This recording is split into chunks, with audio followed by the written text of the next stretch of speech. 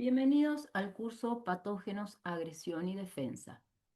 En esta oportunidad vamos a estar hablando de unas bacterias que son cocos gram positivos y que pertenecen al género Streptococcus.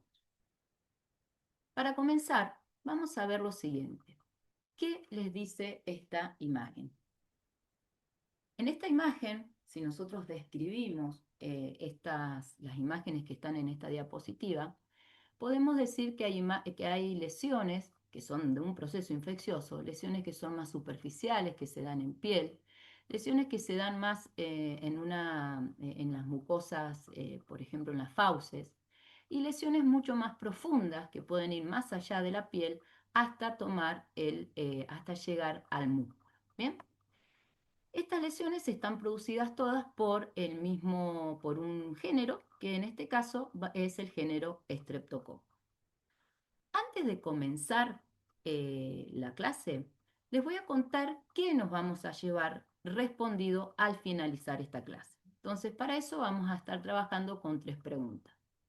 ¿Cuáles son las principales características del género Streptococcus de importancia médica?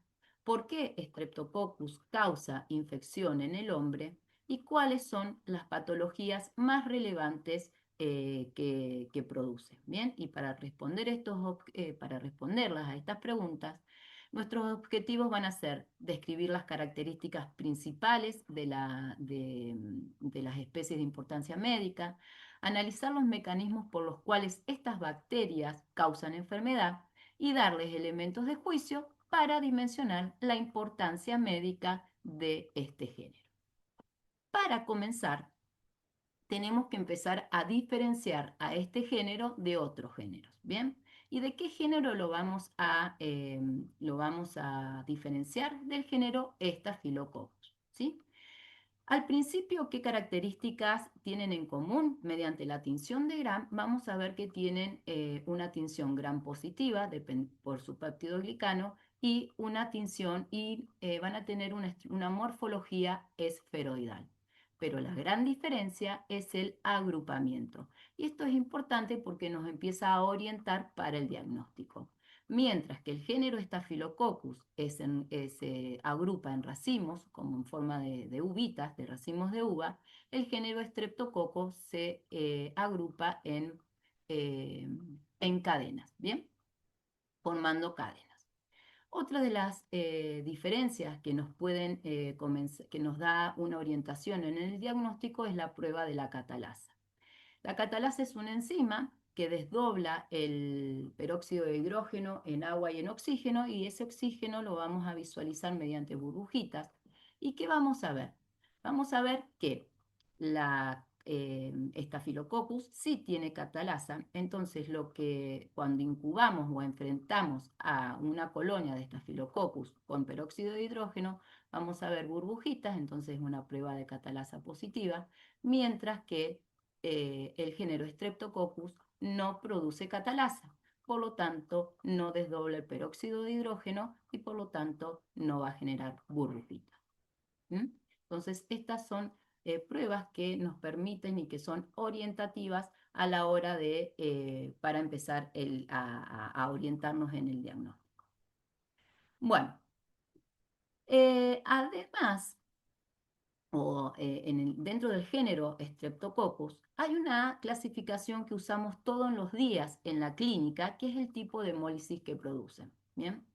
El género Streptococcus está dentro de la familia Streptocaceae, en donde está formando comparte familia con otros géneros, y según la hemólisis que produce, me va a definir cuál es, o me va a permitir identificar u orientarme a una identificación a través de la especie.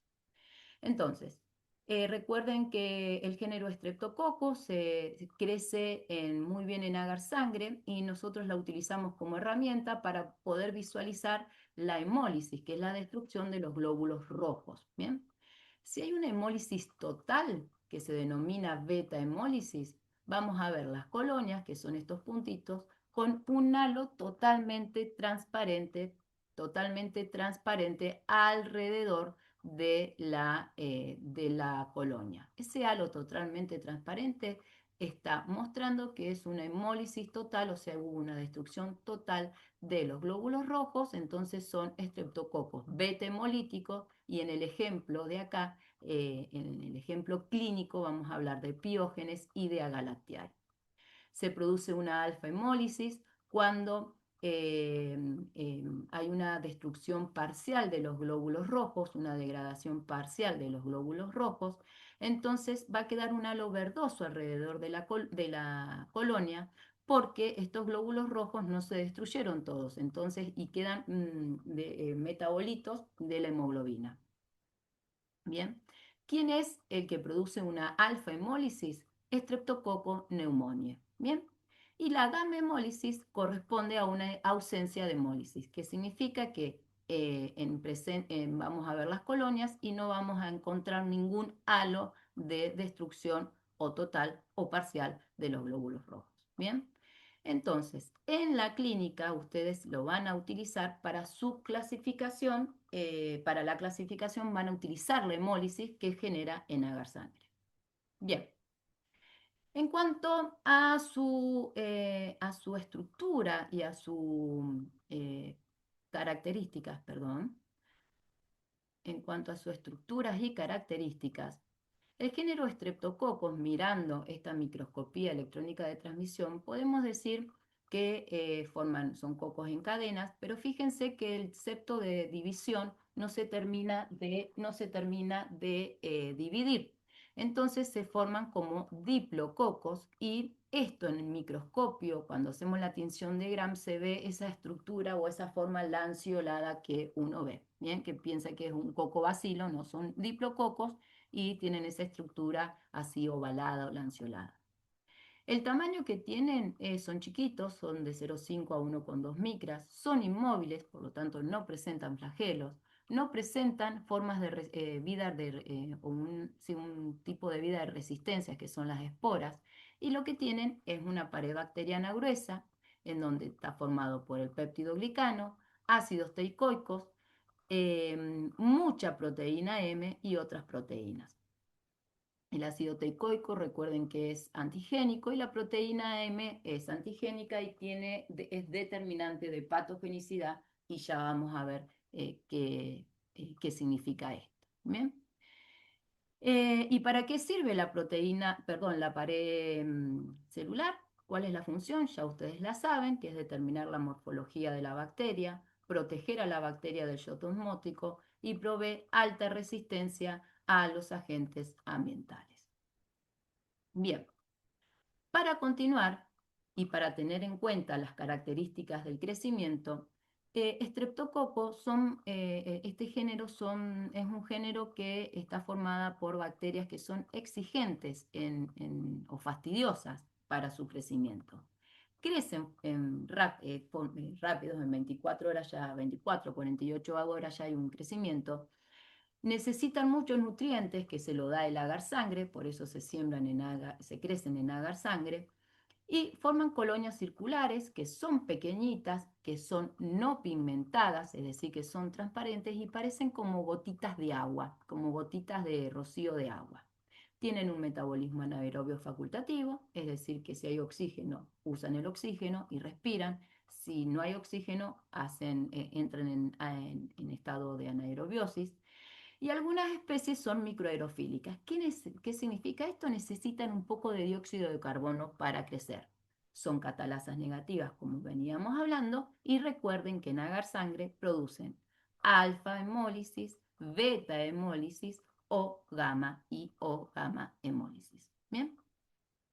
En cuanto a su distribución, ¿dónde lo vamos a encontrar? Es un microorganismo ubicuo, o sea, lo vamos a encontrar en todas partes de la naturaleza y es de distribución mundial.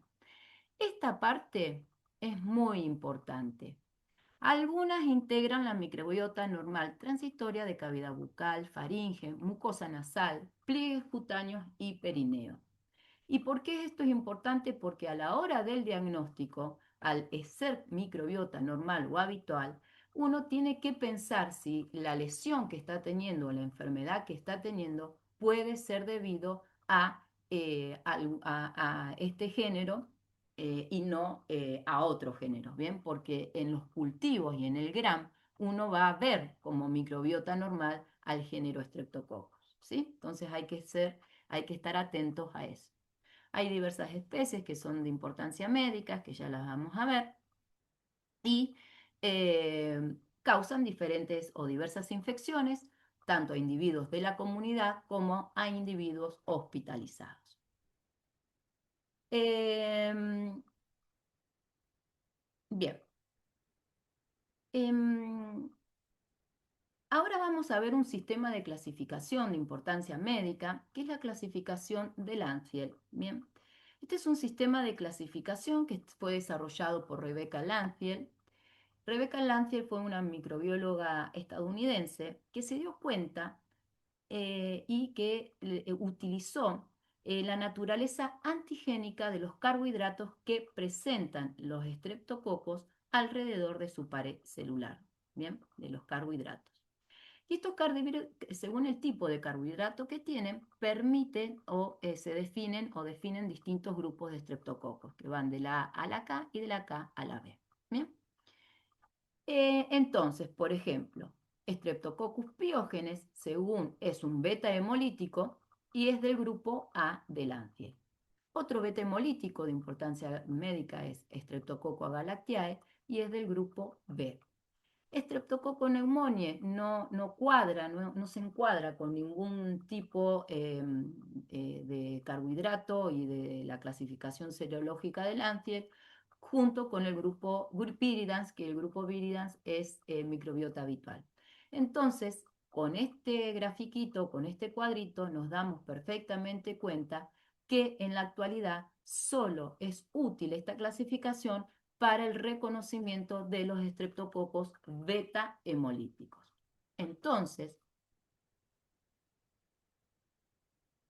para empezar a centrarnos vamos a centrarnos en los estreptococos beta hemolíticos y vamos a ver a los dos representantes más importantes, que es Streptococcus pyogenes y Streptococcus agalactiae. Los dos son beta hemolíticos, los dos son microaerofílicos, pero son de diferentes grupos de Lanfield.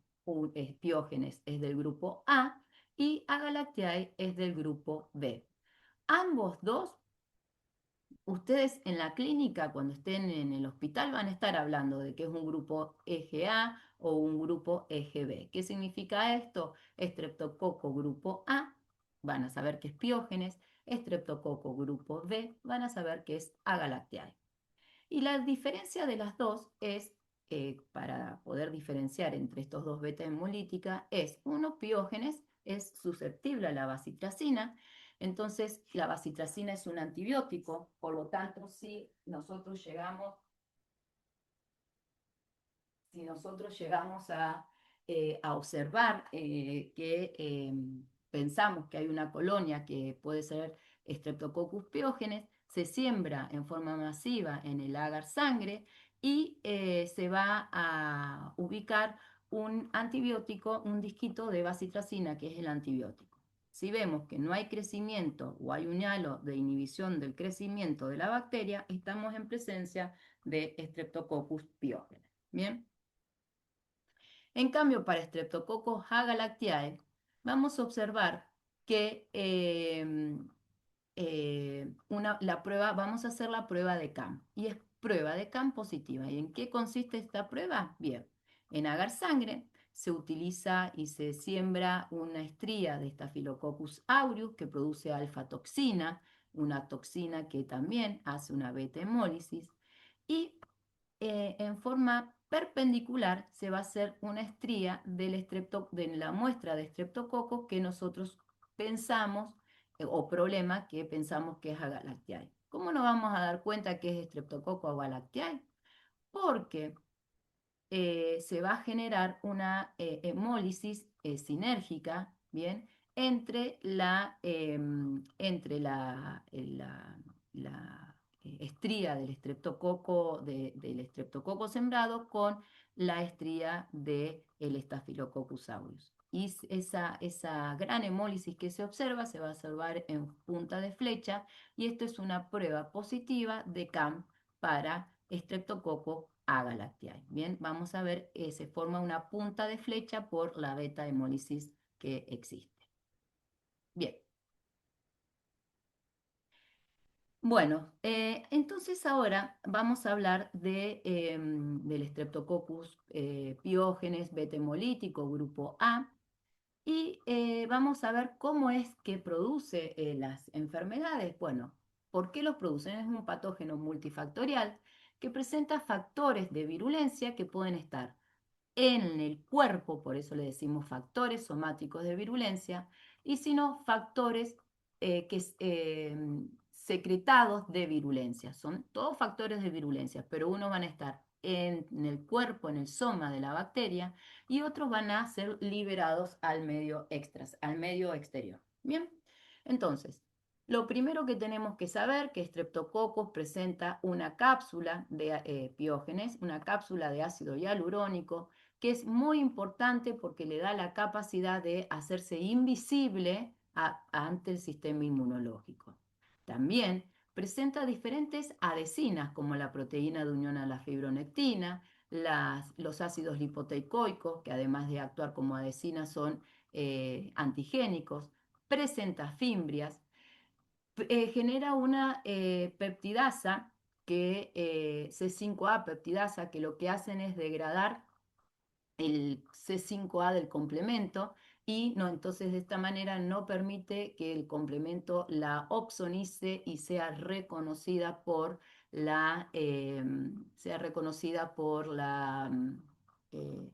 el sistema inmunológico y va a tener la proteína M. La proteína M es muy importante porque fíjense que determina, entre otras cosas, determina la patogenicidad. Hay distintos serotipos o distintos tipos de proteína M que dependiendo de qué proteína M tiene el Streptococcus piógenes, puede ser mucho más agresivo o menos agresivo. Puede ir desde una faringitis hasta una lesión mucho más profunda que destruye y necrosa todo el músculo hasta llegar al músculo. ¿Bien? Entonces, esa proteína M, entonces, además de determinar la patogenicidad, le da variación antigénica porque va a ir variando en qué moléculas están o eh, moléculas están formando esa proteína M, entonces van a haber diferentes serotipos. Y tiene además una capacidad de antifagocítica y de adherencia a diversos ligandos. Bien. Continuamos. Dentro de los factores secretados de virulencia de Streptococcus piógenes, producen lisinas, que son diferentes moléculas que degradan y destruyen diferentes cuestiones, como por ejemplo la streptolicina O, en este caso es antigénica y produce anticuerpos. Bien, este se utiliza para diagnóstico para hacer el famoso AELO. La streptolicina S no es antigénica y ahora sí vienen las que producen lisis, por ejemplo, la streptoquinasa produce la lisis de coágulos de fibrina, entonces permite el escape. La hialuronidasa degrada el ácido hialurónica, la streptodornasa, la DNasa, es una DNasa, perdón, degrada o destruye el ADN. Las esterasas, diversos sustratos destruyen y hay otros exoproductos. Y las otras proteínas o factores secretados que a nosotros nos interesan son las exotoxinas pirogénicas estreptocóxicas, que hay de tres tipos. Las A, que actúan como superantígenos, la C, que también actúa como un superantígeno, y la B es una cisteína proteasa que degrada proteínas del huésped. ¿Qué proteínas? Las del sistema inmune. Entonces degrada citoquinas, inmunoglobulina G, componentes del sistema del complemento, y entonces va a actuar, si actúa degradando o molestando a ese sistema inmune, va a actuar como un factor de evasión. Bien. ¿Qué enfermedades produce Streptococcus piógenes? Enfermedades piogénicas, que van a ser superficiales e invasivas o invasivas.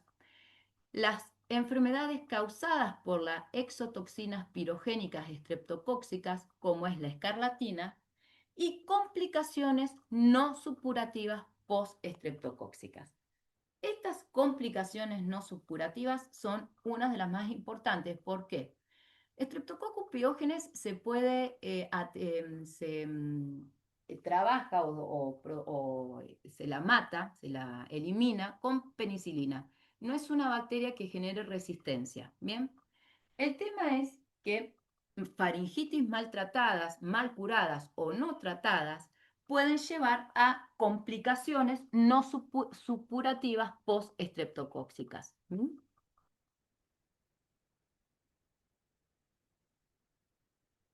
Bien, entonces es importante el tratar bien y eliminar bien al Streptococcus pyogenes. Bueno, entonces dentro de las enfermedades piogénicas, ¿qué significa piogénicas? Ustedes ya lo saben, piogénica es que genera pus. Vamos ahora sí poderle poner nombre a estas lesiones que vimos al principio de la diapositiva, de la presentación. Bien. Entonces, ¿qué enfermedades tenemos? Por ejemplo, tenemos enfermedades superficiales a invasivas. Superficiales, erisipela, impétigo, la faringitis. En esta enfermedad que es el impétigo, esta comienza cuando la bacteria entra por una grieta de la piel. Podemos decir que puede ser eh, por ejemplo, una cortadura, un rasguño, una picadura de insecto. Entonces van a aparecer pequeñas llaguitas, ¿sí? Rojizas que van a ser como una pustulita, como un granito. Van a estar todas enrojecidas, se van a llenar de pus y después se van a romper. Bien, se llenan de pus y se forma una costra gruesa que eso pica y al picarse el niño se toca en otras partes de la cara o de las piernas o de los brazos y se disemina de esa manera la bacteria, se inocula en otros lados. Bien, ese es el imperio. La erisipela es una infección también cutánea superficial, pero que tiene otra estructura, se ve como una piel más escaldada, hay un proceso inflamatorio y bueno, eh, y es del tipo de celulitis, ¿bien? Es superficial, pero es más profunda que el impétigo. Y después podemos ir según el tipo de proteína M que tenga, según el serotipo o de la cepa de Streptococcus pyogenes, pueden producir fascitis necrotizante o miositis necrotizante, ¿bien? Que van hacia el tejido profundo y necrosan. A estas se las denomina las bacterias come carne y ha salido en los noticieros cuando hubo brotes de este tipo, de este serotipo de Streptococcus pyogenes.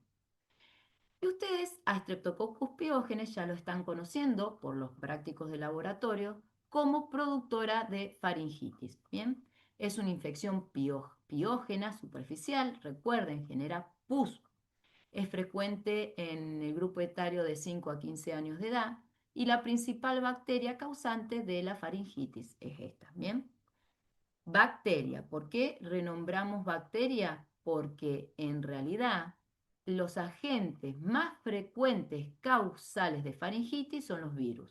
Bien, primero las faringitis se dan por virus, lo más frecuente. Y si es por bacteria, va a ser el más frecuente Streptococcus pyogenes.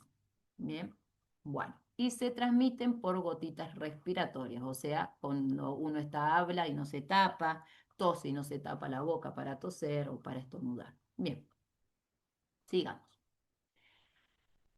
Este es un gráfico de la Organización Panamericana de la Salud mostrando año a año cómo está o cómo se actualiza la epidemiología de la enfermedad invasiva causada por Streptococcus del grupo A. Fíjense que en el 2023 hubo un brote, la actualización es al 2024, no hay otra actualización. Hubo un brote en el 2023 de enfermedades invasivas, estas miositis o necrotizantes, y esta mayor agresividad de este Streptococcus piógenes estuvo asociado a la emergencia de cepas más virulentas que estuvieron relacionadas con los serotipos M1 y M3 y, disculpen, y con la producción de exotoxinas pirogénicas, principalmente eh, exotoxina pirogénica estreptocóxica tipo A, ¿bien? Que actúan como superantígenos.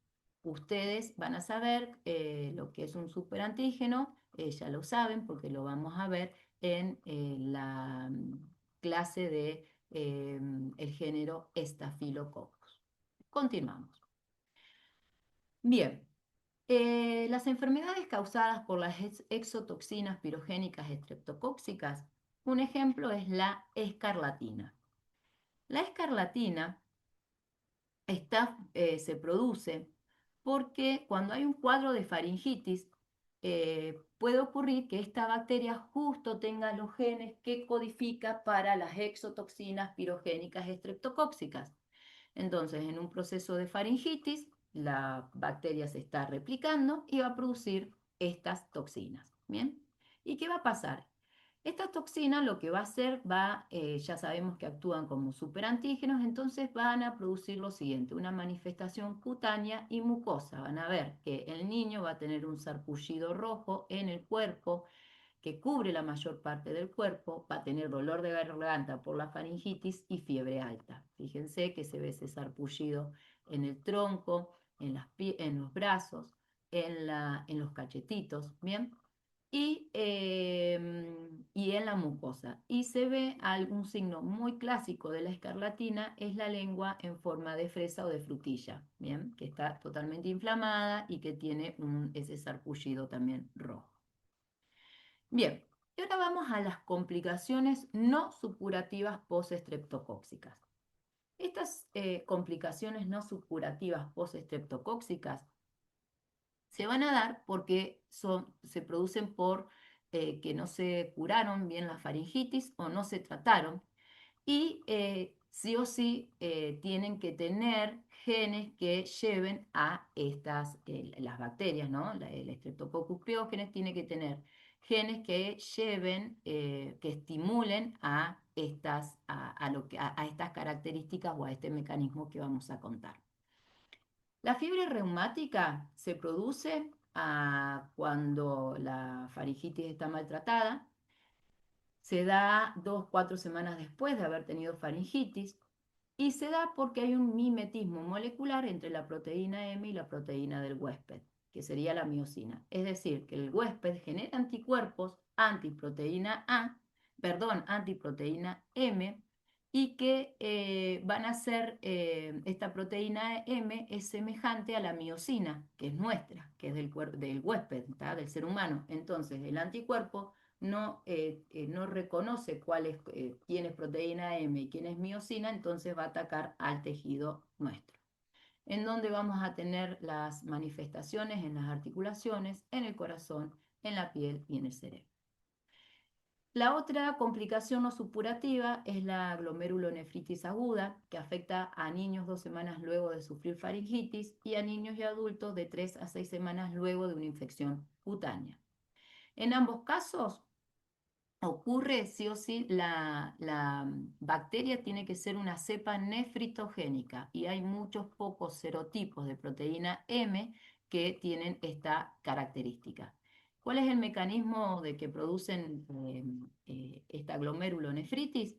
Una hipersensibilidad de tipo 3. Se depositan en los glomérulos inmunocomplejos de IgG, de IgM, que están formando inmunocomplejos con antígenos de los Streptococcus del grupo A, que quién es Streptococcus pyogenes. Bien, continuemos. Bueno, también,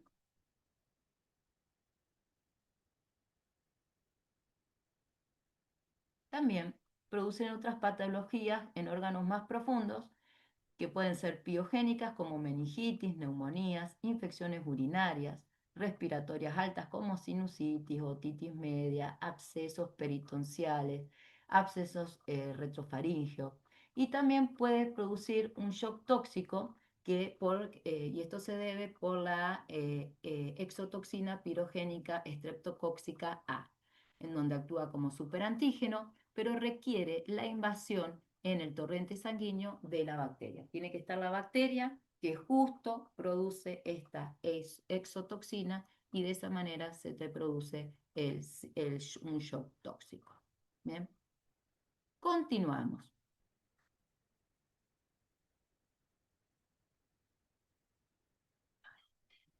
Bien, ¿cómo se diagnostica?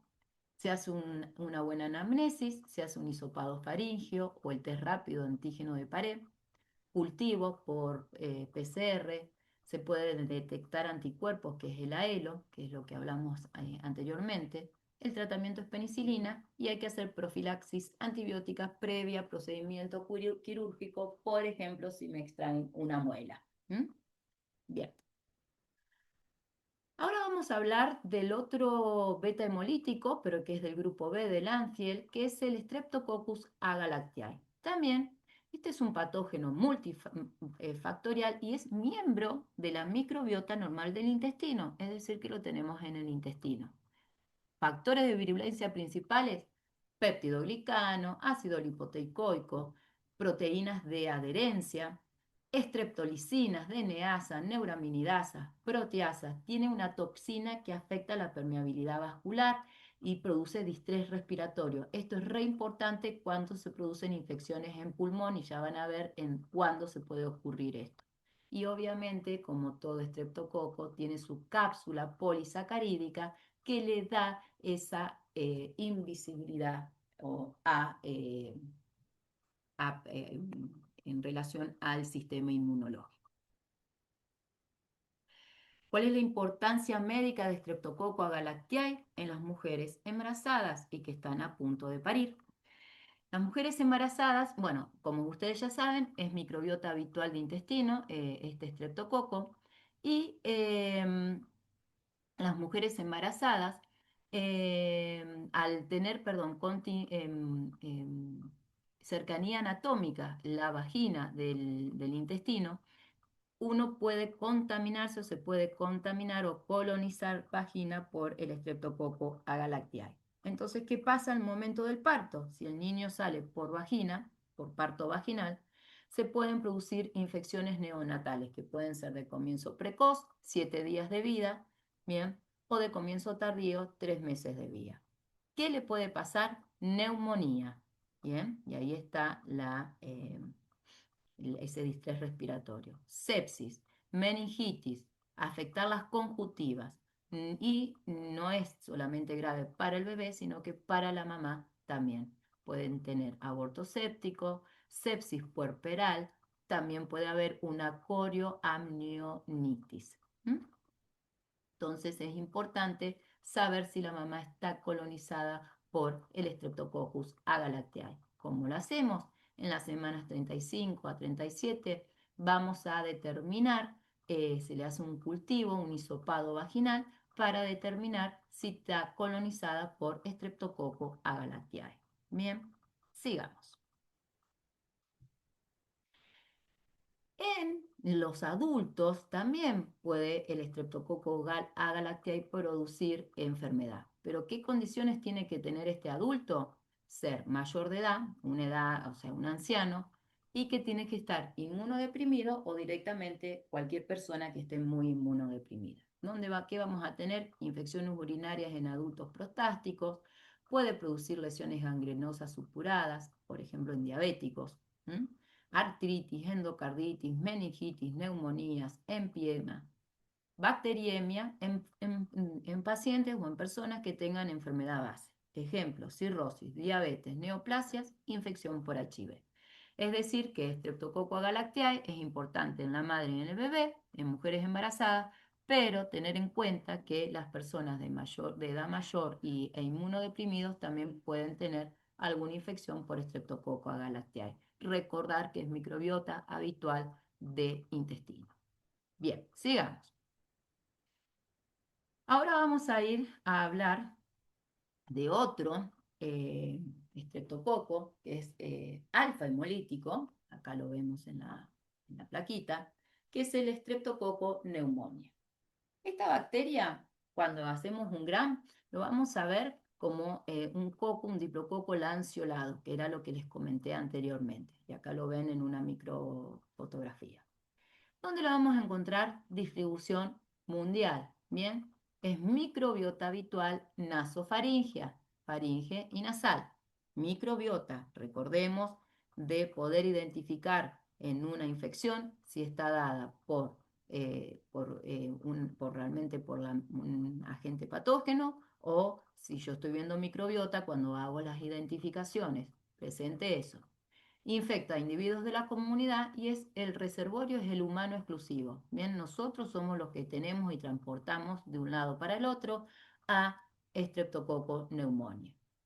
Características: cocos gram positivos, lanceolados, son bacterias exigentes para crecer, tienen un crecimiento rápido, colonias pequeñas no pigmentadas, anaerobios facultativos y son alfa hemolíticos.